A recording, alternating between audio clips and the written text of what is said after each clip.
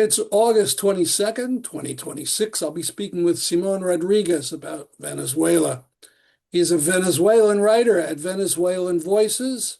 He's based in the Dominican Republic. We'll be speaking in part about his article, Disaster Diplomacy: Israel's Aid Mission to Venezuela Paves the Way for Restoration of Ties. Good morning.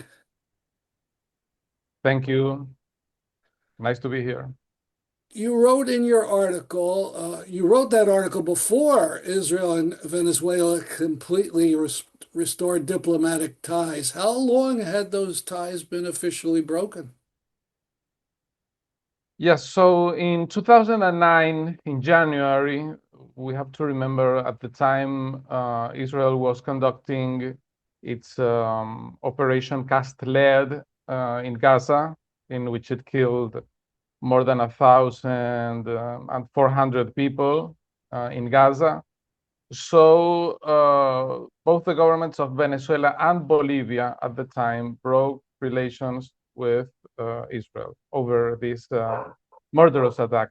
There had been already some tensions. The Venezuelan government had protested the 2006 Israel invasion of Lebanon. There had been criticism of, in general, the role of Israel in West Asia. But finally, the break of relations came in 2009, and it lasted until this August, 17 years later. And yeah, that's a little bit of the context. But as you write, there were backdoor dealings between Maduro, his people, and Israel. Yes, in spite of the break of relations at the diplomatic level, there were still some economic military relations. Venezuela still bought some military weapons. For example, it bought during the Maduro years. Maduro came into power after Chavez's death in 2013. He bought some spying equipment used to spy on cellular phones. This was publicly announced by the government itself. There's no speculation about it, from a company called Celebrite, which is Israeli. Also, there were relations with the Israeli-Venezuelan Association, led by a rabbi called Isaac Cohen, who describes himself as a proud Zionist. And when relations were broken, he publicly stated that his goal was to see again the Israeli flag flying in Venezuela. In 2017, he met with Maduro and Delcy Rodriguez, who is now the acting president, but then was the foreign relations minister. He presented this proposal of reestablishing relations, and there were negotiations and talks about this issue at the time. A year later, in 2018, Isaac Cohen was awarded the Order of the Liberators, which is an important government award. Wait a second. The Zionist leader was given an award 2018 under Maduro. Yes, yes. Okay. And of course, in this year, 2017, 2018, he publicly stated that he had received confirmations verbally from Venezuelan authorities that relations would be restored. This, however, did not materialize, but there were these conversations. Venezuela was selling oil sometimes to Israel. The last opportunity in which Venezuelan oil was sent to Israel was 2020, before the current events. Basically, when in January 3rd, the US invaded Venezuela, attacked Caracas, and kidnapped Maduro and his wife. After that, the control of the commercialization of Venezuelan oil has been under US control. And in this context, the selling of oil to Haifa refinery in Israel was resumed. But as you can see, even up to 2020, that was the last time that Venezuela has sold oil to Israel. So some level of relations were maintained. And also a key factor, I think, that has to be taken into account regarding internal politics in Venezuela is that the Venezuelan government under Maduro took special efforts to come closer to the evangelical churches and especially to Christian Zionism. So they created a vice presidency of the official party, the Socialist Unified Party of Venezuela, the party that is in power, a vice presidency for religious affairs, and designated Maduro's son, who is also Nicolas Maduro, but with Maduro Guerra, Nicolas Maduro Guerra. He was designated as vice president for religious relations of the party. He is an evangelical person with that religious affiliation and has very close ties to Christian Zionist churches in Venezuela. So that was also a leading factor for trying to restore relations with Israel. We have to bear in mind that less than 2 weeks after the US attack of the January 3rd, we had on January 16th, Nicolas Maduro Guerra, Maduro's son, calling publicly for the restoration of diplomatic ties with Israel. He did it in the context of defending the announcement by the Delcy Rodriguez government that they would restore diplomatic ties with the US. So he went even further. He says, not only do I support restoring ties with the US, who had very recently attacked Caracas and kidnapped his father, but I also would urge to restore relations with everybody, including Israel. So we have this So boiling in the background. So tell us yeah, about this delegation that comes from Israel right after the earthquake. so having this in mind that the Venezuelan government basically under Delcy Rodriguez completely capitulated to the Trump regime, gave over the control of the selling of Venezuelan oil, also modified the oil law, the mining law to adapt and to conform with the aspirations of U.S. Capitalist interests. In this context, we have the terrible earthquakes, twin earthquakes in June 24. And a week after the earthquake, the Israel sends a delegation. According to the Venezuelan government, this was achieved through the mediation of Rabbi Isaac Cohen. So it shows his important role in all of this.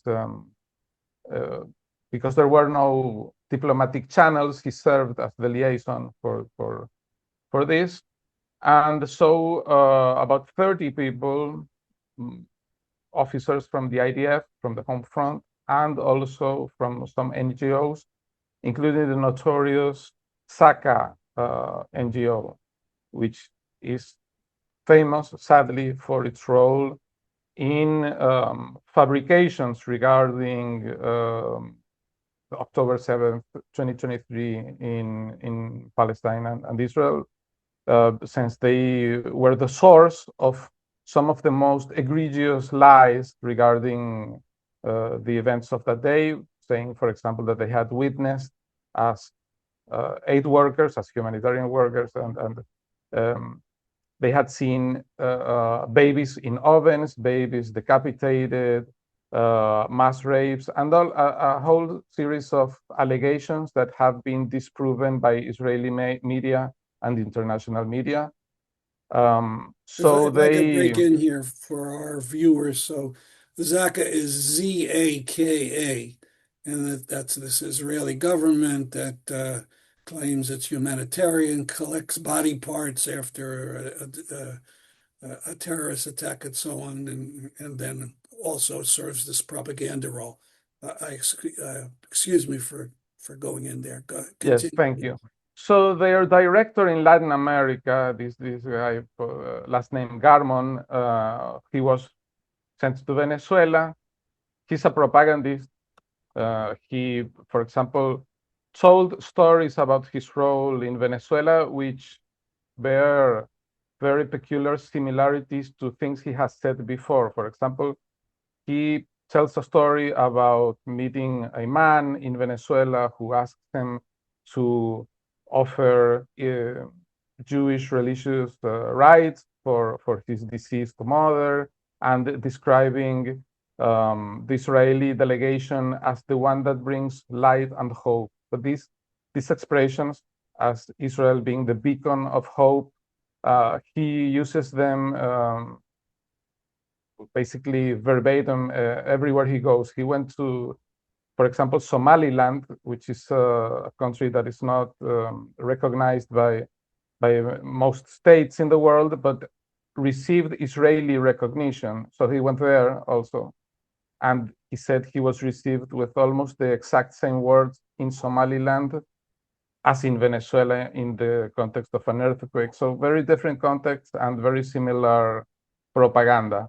Anyway, what I conclude, and other people have concluded from the way that the Israeli delegation operated in Venezuela with very high profile appearances, having officers in full military uniform appearing publicly with Delcy Rodriguez and other high-ranking Venezuelan officials, and also the statements by Netanyahu and Delcy Rodriguez saying that this delegation was paving the way for the restoration of ties. It became obvious that it was a public relations heavy-handed maneuver, which in fact ended in the restoration of ties early August.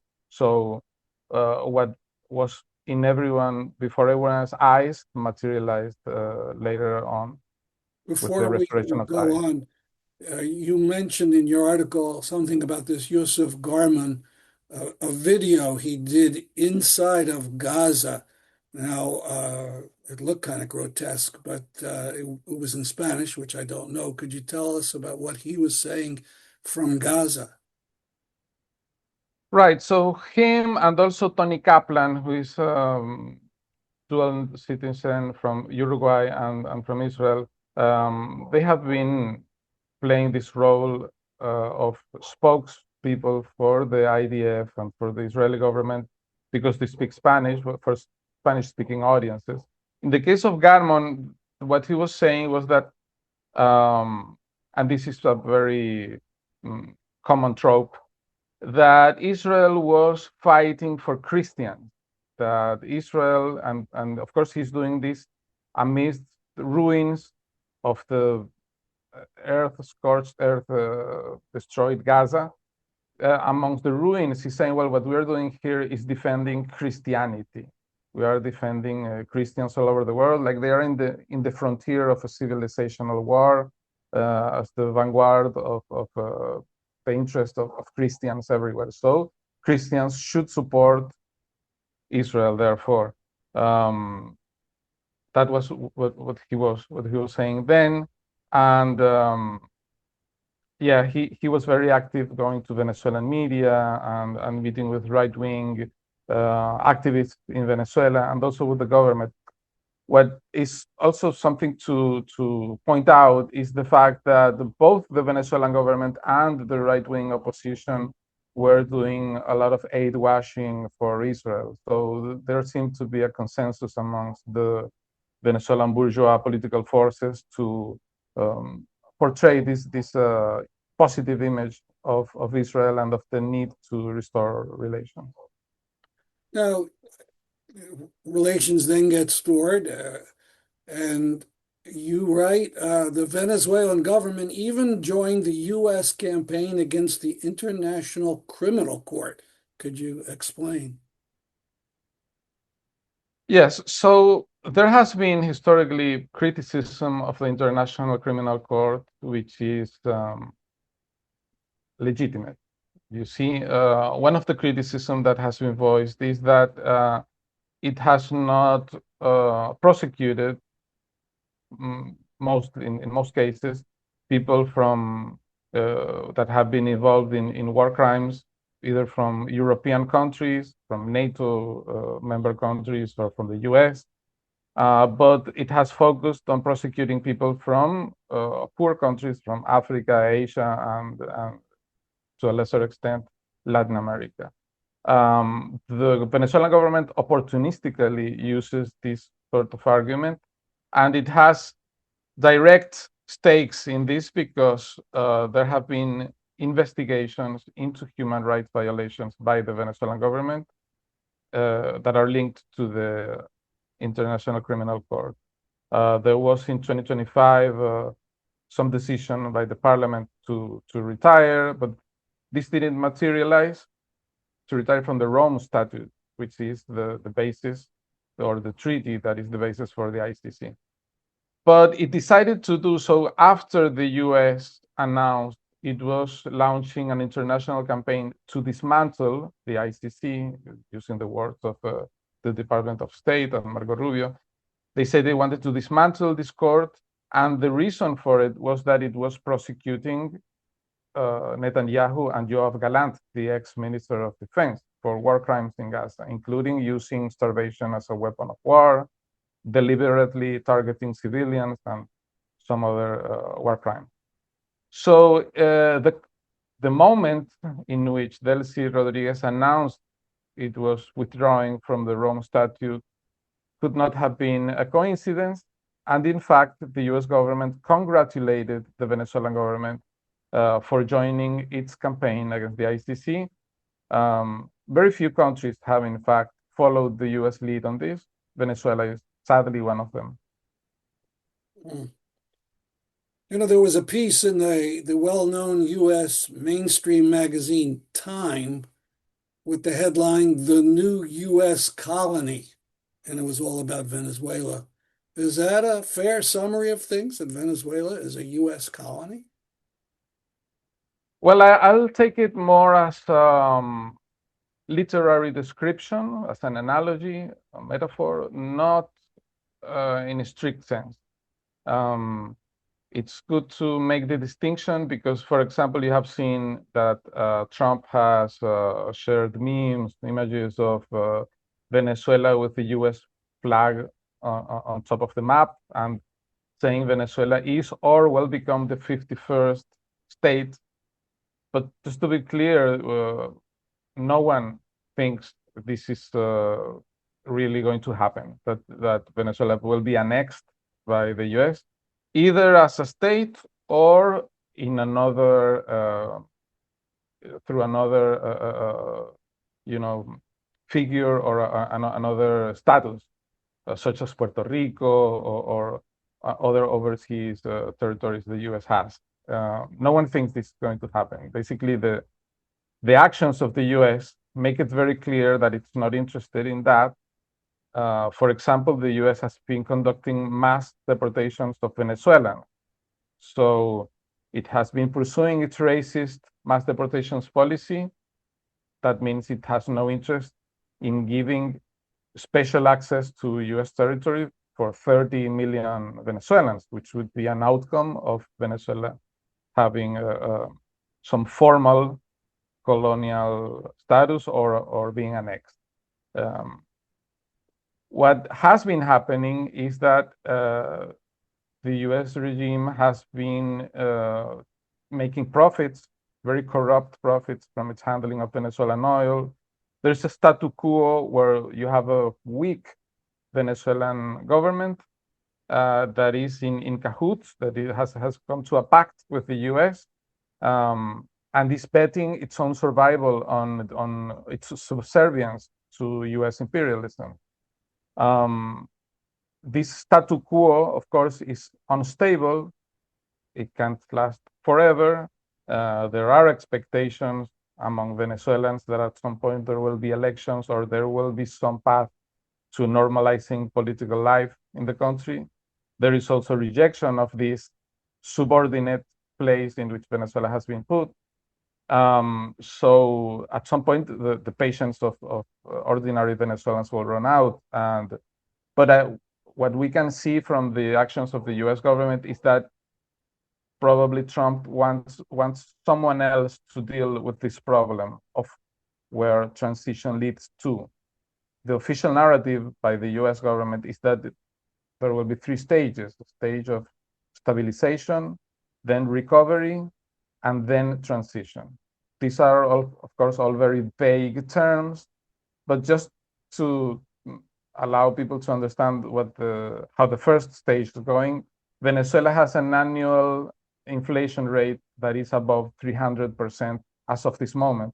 So it seems the stabilization part is not doing great. The fact that the U.S. controls the oil money and this it requires the Venezuelan government to justify what it's going to spend these resources on, and has very tight control. It means less money is going into the country, so the economic crisis is nowhere near a solution. Basically, they are kicking the ball ahead and having some resolution of the crisis or some dealing with the political dimension of the crisis later on, be on 2027 or 2028, possibly when we are already looking at the possibility of another government in the US. At the very least, trying to prolong as long as possible the current status quo, which is beneficial in corrupt terms for the US administration. Now, what about opposition inside of Venezuela to all this? What is the National Forum in Defense of the People's Rights? Yes, there is a left opposition to this situation whereby the Venezuelan government has capitulated to the US and has adopted laws, authorized US bombings in Venezuelan territory, authorized even military exercises in Caracas. These have all been very new developments. I mean, we didn't see this type of things even in the Ancien regime, the government before Chavez. We never had openly US military exercises in Caracas, or them dictating, we want you to change this law very fast, and then having the parliament, without any public discussion, create new laws. These are all quite shocking and new developments for our country. So there is indeed opposition to this. And from the left, this front which you mentioned includes some dissident Chavistas, organizations and individuals who supported Chavez, but then broke either with Maduro or with Delcy at some point. And also some Marxist and socialist organizations who were very critical and in opposition also to Chavez and to Maduro. So it's a broad front of different leftist organizations, and they have mobilized for labor rights, for example, the right to organize in unions, the right to a living wage. All of these things have been priorities in their agenda, and also mobilizing against the restoration of ties with Israel, subordination to the US, and all of these things that have to do with international relations. And they made a statement about the restoration of ties with Israel?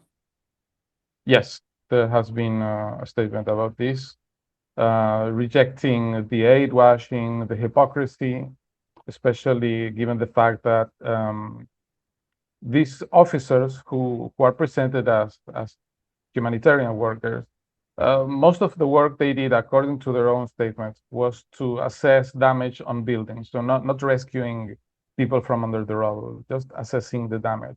While they were doing that, we know that in Gaza and in the West Bank, regularly humanitarian workers are killed, civil defense workers are killed while trying to rescue people from under the rubble. So it's just grotesque aid washing for a regime that commits these sort of crimes. There was a massacre in Gaza where 15 humanitarian workers were killed. They were moving in ambulances to a place where other colleagues had gone missing, and they were also killed. All of these horrific crimes, it's important to bring them back to the memory of people in Venezuela, since there is an intense effort by both the government and the right-wing opposition to present this government as a helping hand in Venezuela.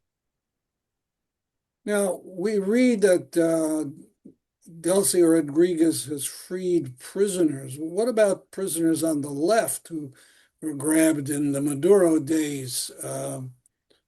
I read about 126 oil workers. What's happening with the people in those prisons? Yes, so it is true that hundreds of people who were in prison for political reasons have been freed. But the caveat with this is that many, if not most, don't get full freedom. So they still have some restrictions. They have to go regularly to court, either weekly or monthly or every 2 weeks. Sometimes they are banned from traveling outside the country. So they have a series of restrictions. Sometimes people have restrictions regarding speaking to the press. So it's not a full freedom. Regarding in the case of the working class, this has to do with many people who were jailed as part of purges in which one sector of the government liquidated another sector of the government. So it went from high ranking at the level of ministers to very low ranking, ordinary workers who suffered persecution in that context. There was a presidential candidate from a center-left position, Enrique Marquez, who was endorsed by the Communist Party and some Chavista organizations, who was imprisoned for denouncing the electoral fraud of 2024, even though he wasn't claiming that he had won. He was claiming that basically the result that the government had published was not legitimate, and that the detailed result in which all results for all polling centers should be published. He was soon after that jailed, and him, like many other people, have been jailed without being charged of any crime. Also, sometimes people are jailed or detained, and they go missing. Nobody knows where they are. They are sent to black sites, places that are not official prisons, and then months later, their family members find out that they have been moved to a regular prison. So that those are some of the arbitrary procedures and methods of the Venezuelan regime. A good thing is that many of them have at least been released from prison, even if they, in some cases, still have restrictions. What about those 126 oil workers? Were they released? Yes, the majority have been released with some restrictions. Okay. If I may, I'd like to talk about the U.S. sinking of the so-called drug boats. Maduro's connection to drug smuggling was a chief U.S. propaganda point against his regime and justification for the kidnapping. So first, was that real? Was Maduro involved with drug smuggling? What the current trial claims, whether the accusation in his trial in New York claims, is that the Sons cartel, Cartel de los Soles, was a culture of corruption. What this means is that government officials did benefit from allowing drug trafficking in the country, but it's not the same as a literal cartel, which produces and traffics in illegal drugs. This has been a long-standing thing that academics and experts have been pointing out, that the use of the term cartel de los soles or sons cartel by the US government was a use of fake information. Basically, it was misleading. It was creating the idea that there was a cartel and that Maduro was a figure akin to Pablo Escobar or a big drug kingpin. Now what the accusation says, and it was modified after Maduro was taken from Venezuelan territory. Now the accusation says, well, he was part of this culture of corruption. Of course, those terms are vague. If we applied that kind of criteria, many governments in Latin America would be liable for being part of cultures of corruption. These cultures of corruption exist in many countries, in Mexico, in Central America, in the Caribbean. So that would be my comment regarding that. There is no doubt that the government has been a very corrupt government, and that this corruption has points of contact with the drug trafficking activity. However, Venezuela is not a major, or hasn't been a major trafficking route, nor is it an important drug producing country. And some of most of the drugs that go through Venezuelan territory are en route to Europe, not to the US. So all of this narrative was a very distorted. I compare it to the weapons of mass destruction narrative against Iraq to justify the invasion. Basically, it was a fabrication to create the political conditions for a military attack. And we have to add some other things in this regard. For example, Trump said that the Venezuelan government weaponized migration to destabilize the US.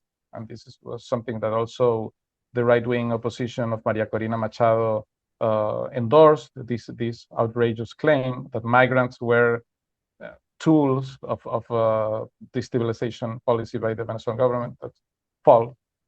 And also exaggerations regarding a Venezuelan gang called Tren de Aragua, saying that it was operating in the US, that it was a very powerful gang, and that it was also led by Maduro. So all of these claims are false, basically. Just to finish on this, that same Time magazine article that I talked about before notes that the U.S. Assassinations of these so-called drug boats, 100 people had been killed before the kidnapping of Maduro. But since that time, another 115 have been killed. One would think if he was the kingpin of this drug empire and the king is taken down, that all that stuff would end. But in fact, it seems to be no difference at all. So many things should be said about this. One thing is that this offensive is not only about Venezuela. This offensive, for example, they've been bombing the Pacific Ocean. Venezuela has no access, no coast on the Pacific Ocean. Also the Caribbean, but people who have been killed have been of many nationalities: Ecuadorians, Colombians, Venezuelans, Trinidadians, people from Central America. So people from many countries with very different backgrounds have been killed. Yeah, the death toll is very high. So we are talking about more than 200 people killed in international waters in what would amount to war crimes by the US government. Right. Also, you had 82 people killed in Venezuelan land on the January 3rd attack. So we are talking about, in total, more than 300 deaths from this campaign. And the claim by the US is that they are dangerous narco-terrorists. basically. Um, this is false, and a way to prove it is that when there have been survivors and they have come into U.S. custody, they have been released without being charged of any crime, Wow. not even small crimes, much less narco-terrorism crimes. So what they try to portray to the public is an idea akin to saying that they are bombing ISIS or they are bombing Al Qaeda, when in fact they are bombing fishermen, they are bombing people who are not powerful and who are not dangerous and who are not armed in most cases. And even if they were, they could be detained and then submitted Right. to justice. And then the claims of the US government would have to be proven. But the US is very opaque regarding what it does. It does not give detailed statistics on the results of this campaign. And even journalists have discovered some killings which were not disclosed by the US government. For example, the killing of people on an Ecuadorian boat that was done by a drone attack. And there is no clarity if it was the US government directly or if it was a private contractor working for the US government who did the drone attack. So these are very, very outrageous things. And they present a very dangerous precedent, not only for Latin America and the Caribbean, but I think also for the US itself, because to accept this murderous terrorist campaign by the US government obviously sets a precedent. And then the argument of narco-terrorism at some point could be used against small dealers in the US, and you could start bombing neighborhoods and start using mass terror against the US population if the argument that narco-terrorism is a legitimate target for this kind of military operations is accepted. Yeah. I know we've been talking about for a long time, but I have to ask one more question. How are the Maduro apologists doing these days? The one who defended his regime as socialist and progressive. What are they saying? Very broadly, we could say that there are two camps. There are those who prefer to stay silent, who basically have not spoken a lot about the recent developments of this year. And there are those who claim that Delcy Rodriguez and the Venezuelan government is doing some fourth dimensional chess. They are using historical analogies, like, for example, saying this is similar to the Brest-Litovsk negotiations between the Bolsheviks and the German imperialist army during First World War. Yeah, but that you could say there's a smaller third sector that continues to uphold the figure of Maduro while criticizing Delcy Rodriguez. But this is a smaller sector compared to the first two ones I described. I think that it's very important for US left, the European left, to have a reckoning, to come to terms with the fact that the regime they supported folded completely to US pressure, capitulated to US imperialism, Hmm. because one of the arguments that was given to support a regime that was very much anti-worker, that destroyed living wages, that was against union rights, that committed electoral fraud, that used repression against peasants and indigenous people, was basically saying, well, but it's an anti-imperialist government. So all of the other things are less important. But now it's not anti-imperialist either. Now it has international relations with prioritizing its alliances with the US and Israel.